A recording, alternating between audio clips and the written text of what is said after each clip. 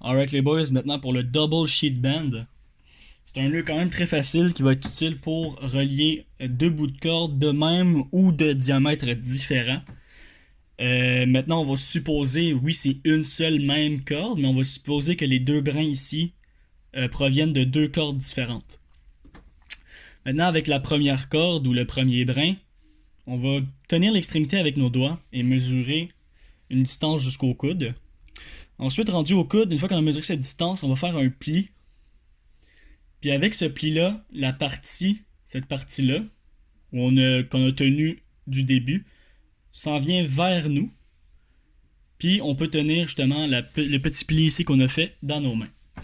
Maintenant, on prend la deuxième corde, hypothétique, qu'on va rentrer par en dessous, pour ensuite, grâce à votre doigt, faire deux tours autour de la boucle.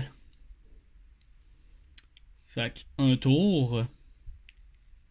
Puis la raison du doigt, justement, c'est pour nous laisser l'espace de faire les deux tours dans ce trou-là.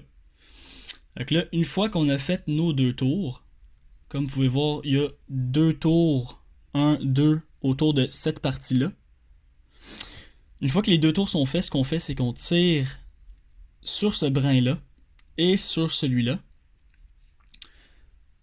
pour tighter le tout. Une fois que tout est très bien tighté, ben on obtient notre nœud, soit le double sheet band. Puis, avec encore une fois l'extrémité qui dépasse, le but est d'obtenir une distance, une longueur en fait, d'environ 1 point et 1 pouce, l'idéal.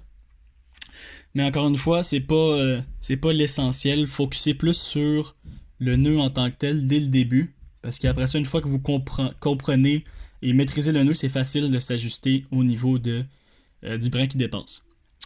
Fait que comme vous pouvez voir, pour s'assurer que vous avez bien fait le nœud, vous voyez les deux tours autour de ces deux brins-là. Vous voyez un bout de corde qui passe par-dessus les deux tours et qui rentre dans la boucle qu'on a faite au début. Et finalement le brin. Ça, c'était le double sheet band.